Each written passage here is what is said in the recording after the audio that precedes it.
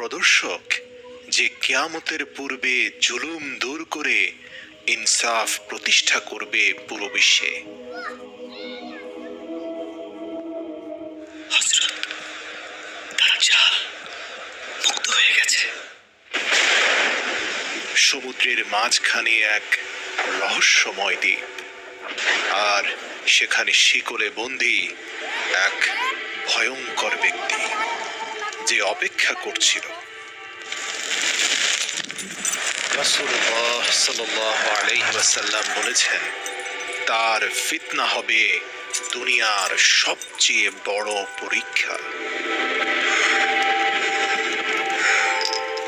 আর হঠাৎ তার শিকল ভেঙে গেল, ফিতনার বাদশা মুক্ত হয়ে গেল।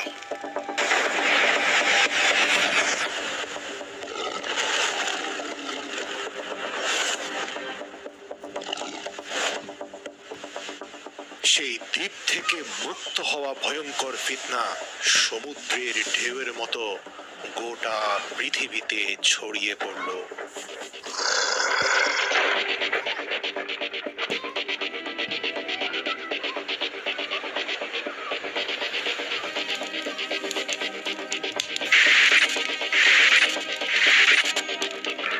আর যখন দাজ্জাল বের হয়ে আসবে, তখন দুনিয়া বিশৃঙ্খলায় ডুবে যাবে।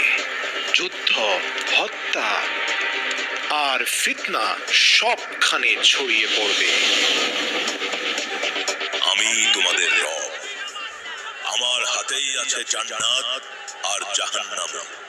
তোমরা যা দেখতে চাইবে আমি এখনই তোমাদের তা দেখাতে পারি।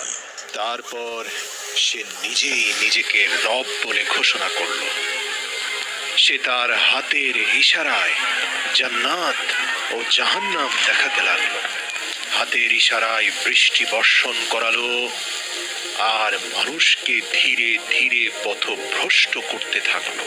দেখো, আমি আকাশ থেকে বৃষ্টি নামিয়ে তোমাদেরকে রিজিক দিচ্ছি। কে আছে যার হাতে আমার মতো ক্ষমতা রয়েছে?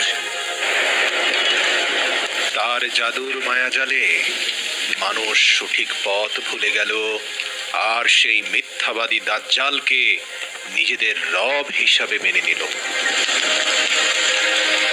দেখো, এটাই জাহান্নামের ভয়ঙ্কর আগুন, আর শুধু আমি তোমাদেরকে এই ভয়ঙ্কর আগুন থেকে বাঁচাতে পারি, কারণ আমি তোমাদের দয়ালু রব।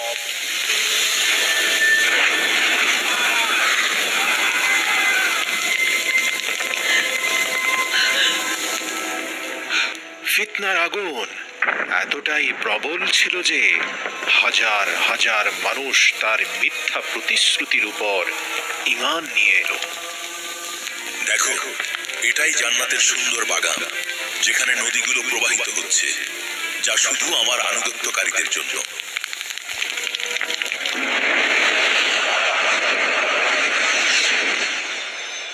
রাসূলুল্লাহ সাল্লাল্লাহু আলাইহি ওয়াসাল্লাম বলেছেন, তার সঙ্গে জান্নাত ও জাহান্নাম থাকবে, কিন্তু তার জান্নাত হবে বাস্তবে জাহান্নাম, আর জাহান্নাম হবে বাস্তবে জান্নাত।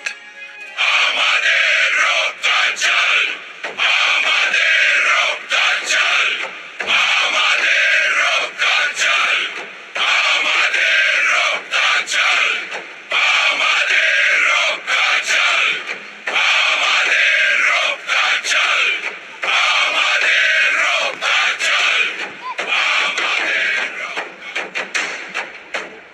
সারা পৃথিবী জুড়ে প্রশ্ন উঠতে শুরু করেছে, যদি এই ব্যক্তি সত্যিই দাজ্জাল হয়, তাহলে কি সেই মুহূর্ত এখন খুব কাছে, যার কথা নবী করিম সাল্লাল্লাহু আলাইহি ওয়াসাল্লাম বলেছেন?